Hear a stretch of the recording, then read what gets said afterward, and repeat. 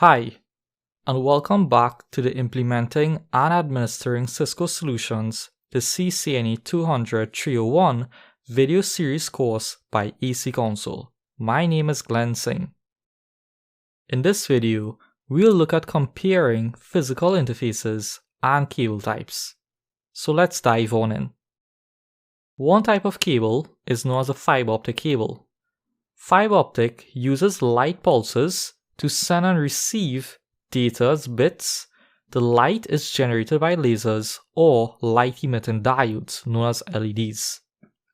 Fiber allows the transmission of data over longer distance at higher bandwidth as compared to other cable types.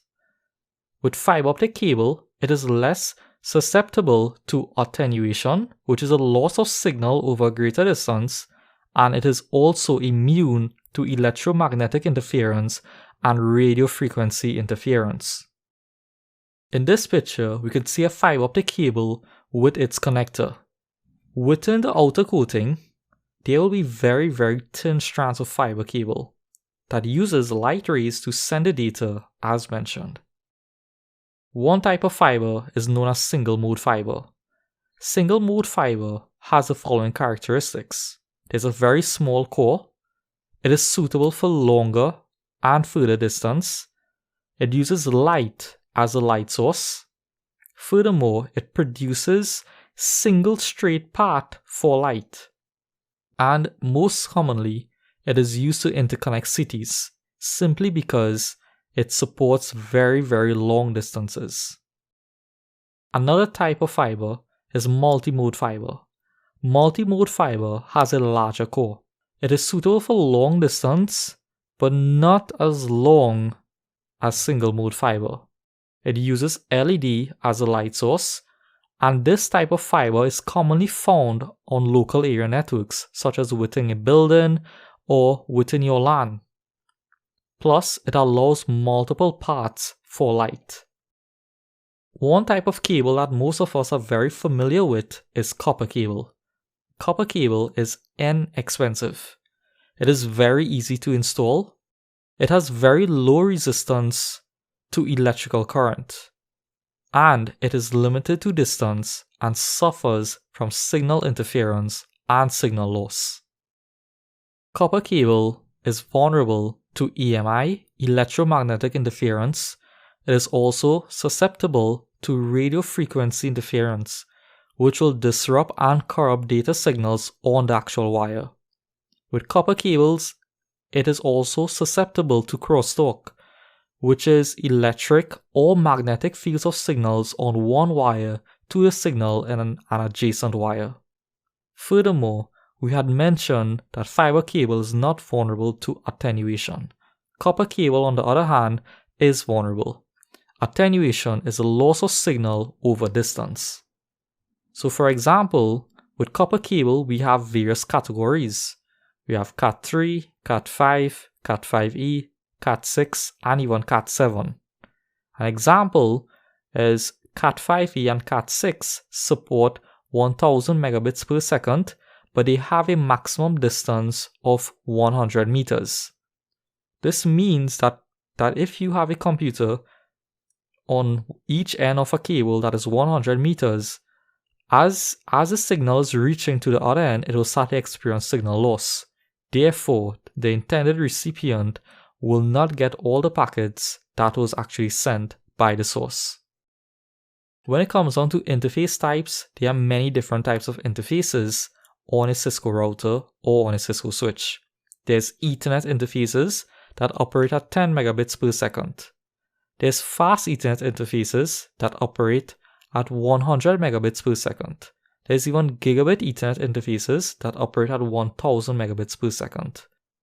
On older devices, you'll find serial interfaces that were used to connect a WAN connection between one router to another router. Now, let's take a look at the Cisco IOS and use a couple of commands to verify the type of interfaces and details about our interfaces.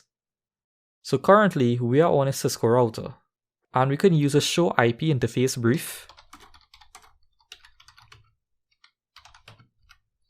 And we can get a list of all the interfaces, the type of interface, the IP address assignment, status, and protocol status as well. Furthermore, if you want to get detailed IP information and IP statistics on our interface, we can use a show IP interface command followed by the interface, like so.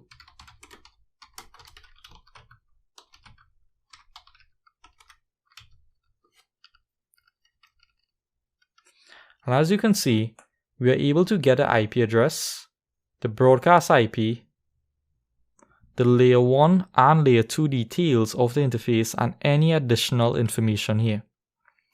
Furthermore, if you want to get network statistics on our interface, we can use a show interface command followed by the interface name and the ID.